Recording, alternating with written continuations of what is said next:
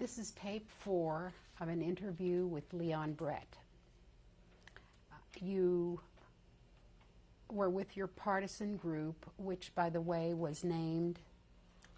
Well, this is a different story. Once we made contact, I really don't recall how it came about. As far as I know, that the Geriba, he brought a Lithuanian, a very distinguished young man. And the story was that he was parachuted by the Russians to organize partisan groups in Lithuania, in that district, not in Lithuania, that district. And he wanted us to join his, in Russian you call it his atrad. In Russian you call it? An atrad. Atrad means a detachment, a partisan detachment. So we negotiated for a while and said, look, how do I know that we can trust you? And this all that. I said, well, I can understand you can trust me, but... So anyway, after we ate and we drank and we joked, and the Geriba told us that you can trust him, that he is really was parachuted by the Russians. So finally we decided, look, he wanted to have credit that he organized resistance, but the only thing was we will not take any orders from you, because suppose you give us an order and you might want to betray us, or somebody, maybe not you, somebody from your group, and you'll set us up, and you'll be ambushed by the Germans. So we want to make our own decisions and do. So we said, fine. So then we became officially become part of his group, which was called the Kęstutis group. And so we wandered like this. And I don't know how much he did. See, he had false papers. He didn't have to live in the woods like we did. He had false papers. Was he a Jew? No, he was Lithuanian. Yeah. And he had a job someplace, a job that was exempt. Supposedly it was needed for the war effort. And supposedly at night he went out with other groups and they derailed trains, or I don't know what they did. See, you can't believe everything you hear anyway, because it was really hard to do, and I don't believe he did very much. All his intentions were good. So, but he could claim credit for anything we did. And we told him, and he understood that we cannot possibly take orders from you. We can belong to you, but we have to do our own thing. And it was all right. So this Kęstutis group, in the large part, was part of the Lithuanian partisan movement, is that correct? Well, I really couldn't say. I know he was there, but there were many, because Lithuanians were very much against the Russians. And I don't know whether the Russians could parachute too many Lithuanians, but they happened to parachute him. But I really couldn't say. Where I was, there were some prisoners of war, Russian prisoners of war, who escaped, and they had their own group. They got a hold of weapons, like we got a hold of weapons. You come to Lithuanians and you just force them, you take it away from them. They probably did the same thing, and they wandered in the woods like we did. But there was very little partisan group, because the woods were thin and you really could not do very much. So how long were you with this group? How long did this group exist? The group evidently existed right from the beginning of the war, but before they really didn't do anything, because they had to, it was very hard to do, especially in the beginning, because all the Lithuanians were against the Russians and against Jews. Later on, when the Germans treated them badly, some of them changed their mind. Or when they saw the Germans were losing the war, some of them became more daring. So some, I really don't know that I can hold it against them for being afraid to help the Jews. Or I really don't know if I can give them credit for helping us, because it was easy to help us then. They saw that the Russians were coming. And how many there were groups, I don't know. All I know, we had our own group. About your own group, how long did that stay together? The group started from the beginning of the war, but then it became more joined it. And the last year or so, we became more or less more active. We were well armed. I even had binoculars. And I don't remember where I got the binoculars. I think binoculars took along from the ghetto, if I'm not mistaken. And we were well armed, and we were like a resistance group. I don't hesitate to call it a partisan group, because we really didn't, didn't do that much, and we really couldn't do that much. in other words, if you'd have had an opportunity, would you have performed sabotage, for instance? Well, we did, but I don't know. Sometimes we used to plant mines, but we didn't have the facilities. I know in one case the mine just didn't go off. Now, Where did you put those mines? What was the on purpose? the roadway. The truck should pass and should explode. Now, later on, we did acquire a leader, a Russian. He was a captain. His name was Victor, I remember. And he was supposed to lead us and teach us. And many times he said, well, I'll better go by myself. He used to come back and tell us stories, how many Germans he killed and how many mines he exploded. I don't know if it was true or not. But we did, to a point, we did as much as we could. And then there was an opinion, maybe we shouldn't do too much. Maybe all the Jews will be killed. Maybe it'll be only, maybe we need some survivors. So anyway, I think we did about what we were supposed to do. And when did the activities of your little group finish? How did it finish? The Russians, the front was already there. So we decided to cross over from the German lines to the Russian lines. So again, it was pretty risky. I don't know why we did it, because we shouldn't have done it. We waited for the Russians to come. Anyway, we did it, crossed over to the no man's land, and they were shooting from artillery. It was terrible. And then we came across a Russian patrol, and we told them, identified ourselves that we are Еврейский partisan, we're Jewish partisans, and we want to go over to the Russians. Sure, we'll take you there. And they were matter of fact, and I really cannot understand how they can walk in no man's land and not get killed. I really can, to this day I cannot understand it, but they walk like nothing, there was no war. And here and there they tell you to go down, like they think it's dangerous.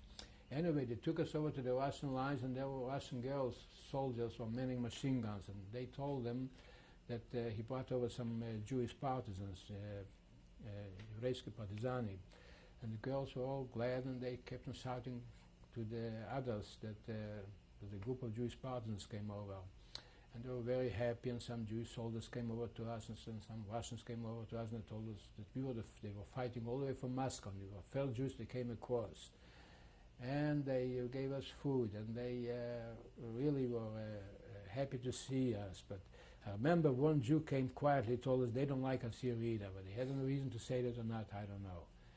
But basically we were all very nice.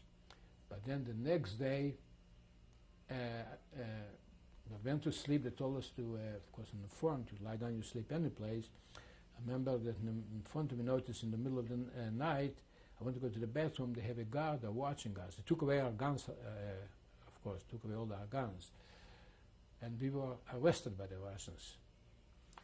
And the reason for that is because they had to interrogate us, because they really didn't know. Maybe we were spies, infiltrators, saboteurs. And I remember they brought us to a certain farmhouse, and there was a captain, a distinguished-looking captain, or whatever he was. I don't remember his rank, but he was the head of something. And he asked us, "Who are you?" So we kind of felt good about it. What do you mean? Can you see we're Jews? He said, well, in war you can't trust anybody. I don't know whether it's my job to interrogate you, but we were acting kind of, anybody can see we are Jews, and why would we be spies for the Germans? So then he went to the house, he came back about 2-3 minutes later. He said, "Can anybody speak German from you?" So he said, "Yeah, we can speak German." He said, "Well, if you can speak German, why shouldn't I think that you're German spies? So we're Jews, and if you can speak Yiddish, you can speak German." He said, "Well, I'm a Jew too, and I can speak German. So can you speak Yiddish?" I said, "No." Well, that's the reason. Anyway, he said that there's nothing I can do. It's his job to send us to the city of Shaul. We should be established who we are.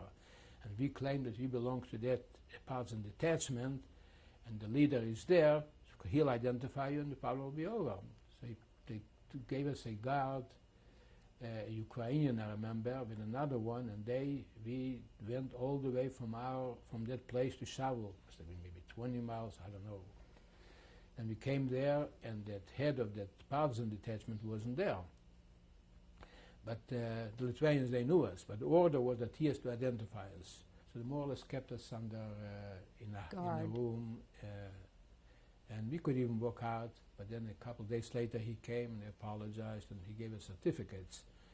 that we were really members of his Atrad detachment, and we were free. The war was over for us. Oh, that's when you finished at that point. That and was he the gave end. Right, that was the end. with. Well, what did you do once they freed you? Well, what we did, everybody went their own way, more or less. First of all, I wanted to ask you before that was what did you find in Shavil when you got back there? What was the situation? Shavil, the city wasn't demolished, but the damage was very extensive. But I found a place with that Bloch, my friend, and we rented a room, and we went to work for the Russians in their jail. We thought we'll take revenge. And they did arrest an awful lot of Lithuanians who were anti-communist, and anybody who had anything to do, who collaborated with the Germans, who killed Jews, they didn't show them any pity. They were sentenced either to death or to Siberia for 20 years. And we worked there, but then it was very hard to work, very terrible, because you work for 12 hours a day and you're almost like a prisoner yourself. And we found some of them, we found some guards from the ghetto or from the camps that the Russians captured them. So, so we worked for a couple of months. And then we both found a way. You cannot quit a job in Russia. It's not like here you resign. It's all considered the anti-government if you do that. So anyway,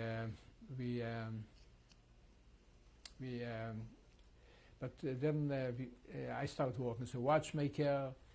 Did you just leave that job? Oh, you couldn't. You had to get permission. Oh. So first of all, you had to get permission. The only way you could get is you get a certificate from a doctor that you're not. I got a certificate that my nervous is. The state of my nerves is so bad that I cannot work on a job like that. There was a Jewish doctor, and I had to promise him and bribe him, and then he had to go for a commission, and finally they gave me permission to leave the job. So then I stayed, I believe, from Shavil I went to Vilna. In Vilna I got to again start to work as a watchmaker. But then it was a very well organized, I call it the big escape. People did not want to live in Russia. Life was very, very terrible, very bad. I cannot really describe. And then people felt alone. They wanted to go to other countries, join their families. Like I probably wanted to go maybe to my brothers in South Africa, to be with them. And most people want to go to Israel. But I really didn't know what I want. I wanted to know I had to get out of Russia, and then I'll see what I want to do. Did you know at that point what had happened with the rest of your family? Oh, I knew all along, but then there was no doubt. I didn't know the details. Of course, later on I learned what happened, and because there was a couple other Jewish women survived. There were 1,000 Jews in the town, only about 10 survived, maybe 10, 11, something like that. Because they told me they escaped somehow by chance. One is in Israel now, and I even talked to her when I come there, but I knew. You see, after the war, I went back to my town, and those women were there, and they told me. Okay, so but I knew before too. You're in Vilna, and you're thinking about what you can do to get out of there. Well, when I was in Vilna, I was wanted to. They came along at night, and they told me, if you want to escape, there was a Zionist underground financed by American money. And who told you about that? Well, my friend Bloch told me. Because somebody came to him and told him it's possible, if you want to escape, they'll help you. They had emissaries from Israel. Evidently made deals with Russians, and they put you on a truck and they took you to the border, and evidently, I remember when they came to the border, that emissary came out from the truck and he negotiated with somebody, with a captain, and we went through to the border. We came to Poland. In Poland was the same thing. I wound up in Lodz. So again, I wanted to get to the American zone. Poland was still under communism. So again, they made us false papers that we were really Greek citizens, and we came to Czechoslovakia, to Prague. Again by truck, I believe. Now, from Prague, again, they took us to the border, but we had to cross over the border by foot, I remember.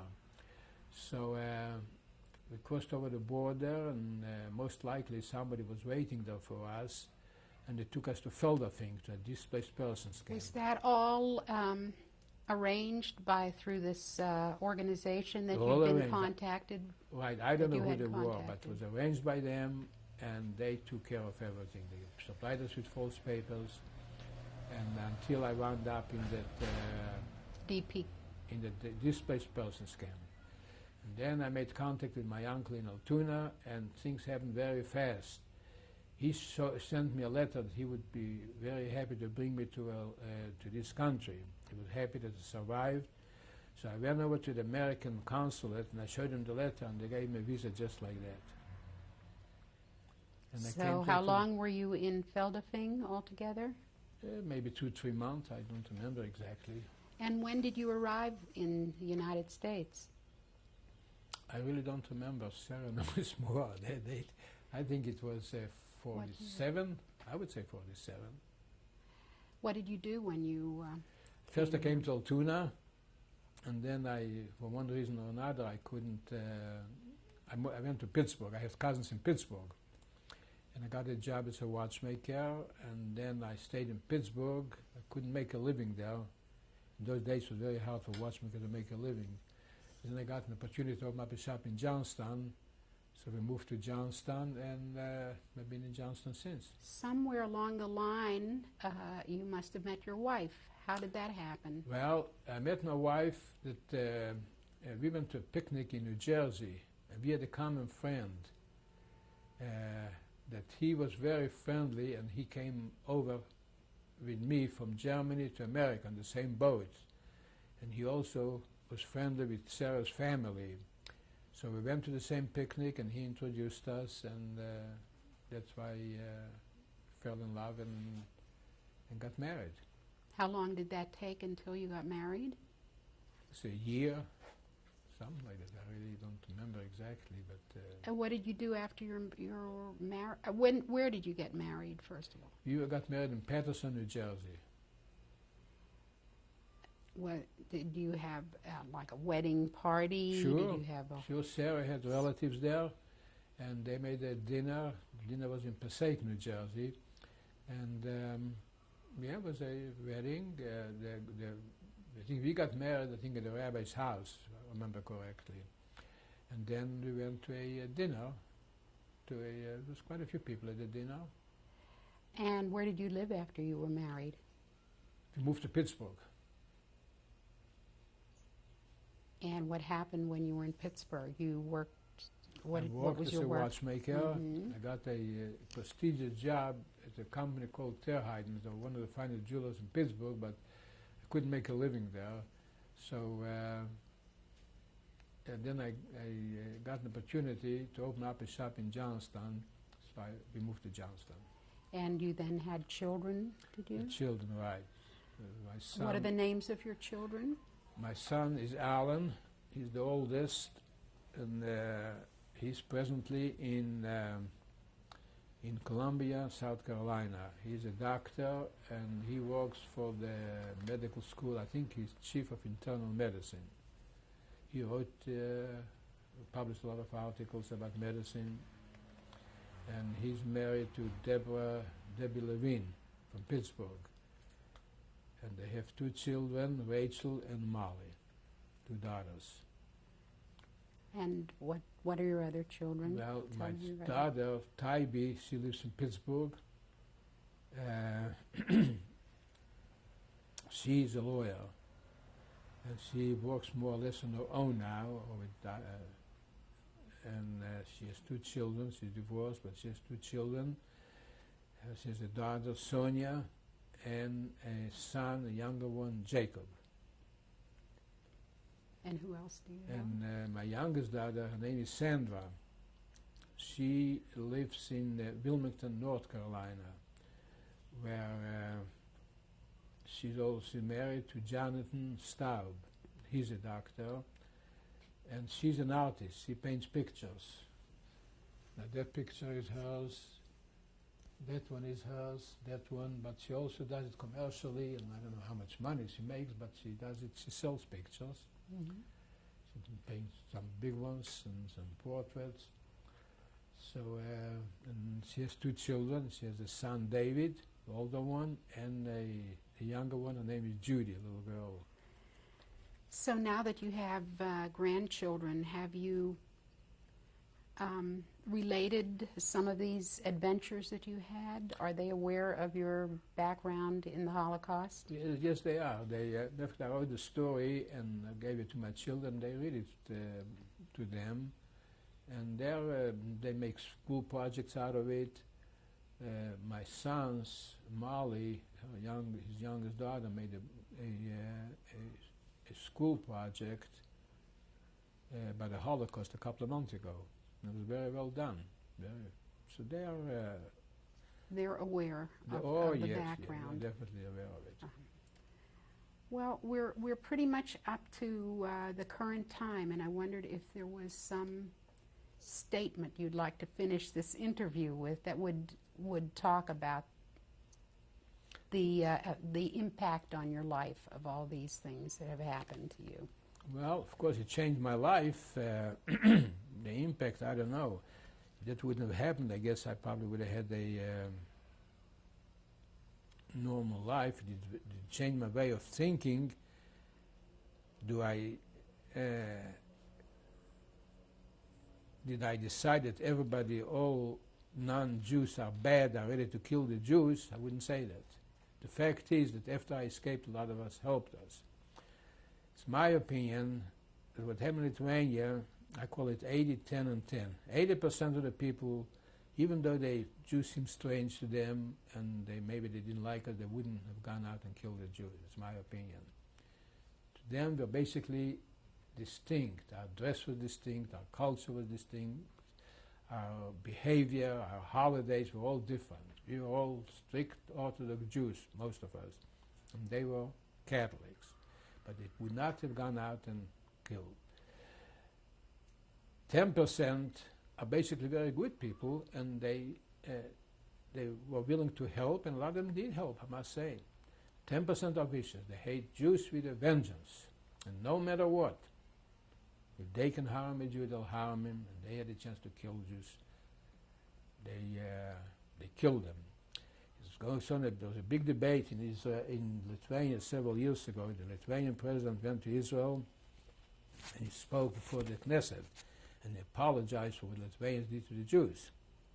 When he came back to Lithuania, he was reproached. He said, well, you apologize, let the Jews apologize, because they were gloating and happy when the Russians came in. They weren't loyal to us.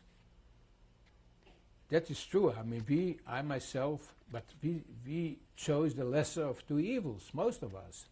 We knew what would happen if the Germans came in, and we also knew that under the Russians, life will be tough for everybody, but there's a way, if you keep your mouth shut and you mind your own business, you can live, more or less. But in the Germans, there was death. So basically, we chose most of the lesser of two evils. But they themselves also didn't go out and fight the Russians. Russia was a tremendous power in those days, the way I saw it. It wasn't like today. And is there anything to be learned in going over all this and reminding the coming generations about what happened? Yeah, I think people should to know you the history and all of what these happened. Right. Children should know, and their children should know. Whether it will prevent from happening again, it might. But on the other hand, like things happened even now, like in Cambodia. Now it's prominent in the news that Pat Paul, whatever his name is, that he killed 2 million, something like that. Tremendous. And in Yugoslavia, they're killing each other. I wouldn't say that it's so simple that once you talk about it, nothing bad will ever happen. It's not that simple, but it should be. Mainly, I feel, when I was in the ghettos, many times I had people say that if one should survive, let him tell, let him talk. And I feel that we should tell and we should talk. I myself went a couple of times to schools, and I was very well received, and I admired them. I went to a place called Patton. It's about 30, 40 miles from here. There are no Jews there. You should see the reception that I got. They wrote an article about me in the Patton paper, and I got letters and and I really feel they were sincere. So yes, we have to talk about it. We have to have a museum, and was not talking about it means it will be an insult. Means say silence is consent. Means you well, it has to happen. It happened. Let's forget about it. Something like that. That's all I can say. Thank you. Thank you. Thank you for coming here and doing it, and I think it will probably be maybe a testimony for maybe coming generations, and maybe the world will learn. Amen. Thank you.